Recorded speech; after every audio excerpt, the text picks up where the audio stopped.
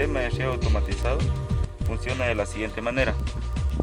A través de una bomba de medio HP con nebulizadores que fueron instalados de 1,5 metros de ancho, el sistema automatizado funciona con 16 tiempos.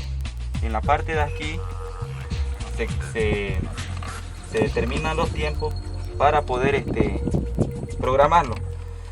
Podemos hacer la programación durante 16 veces en determinadas horas. Para ello nosotros lo que utilizamos es una aplicación para programarlo y para programarlo y que funcione de manera correlativa. La aplicación es TeamSpeak, la pueden encontrar en internet. TeamSpeak, sistema de riego automatizado Unibol Guaraní.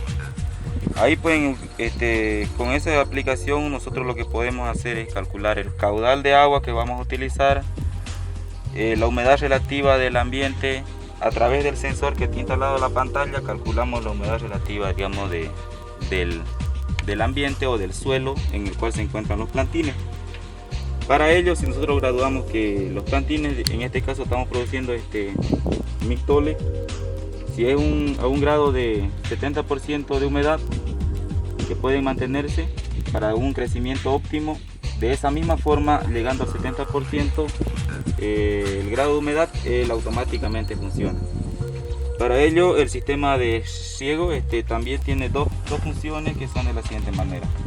Esta parte de aquí que podemos ver los botones nos indica que está apagado, nos indica cómo se encuentra la bomba y en qué condiciones directamente se encuentra directamente el sistema de riego, si tiene algún índice de corte o el tanque a través de un flotador allá, si le falta agua. Y para esto es cuando ya funciona el sistema de riego automático. Para ello se tiene diferentes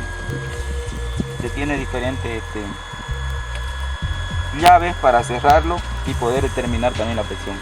Lo mismo sucede allá en el sistema de riego. Cuando uno va en la parte de adentro, uno también gradúa dos veredas, y si uno quiere cierra una y abre el otro lado, el lado derecho del sistema de riego automático y el lado izquierdo a través de dos llaves, dos barandales. De esa forma funciona directamente el sistema de riego automático que tenemos aquí dentro de la universidad.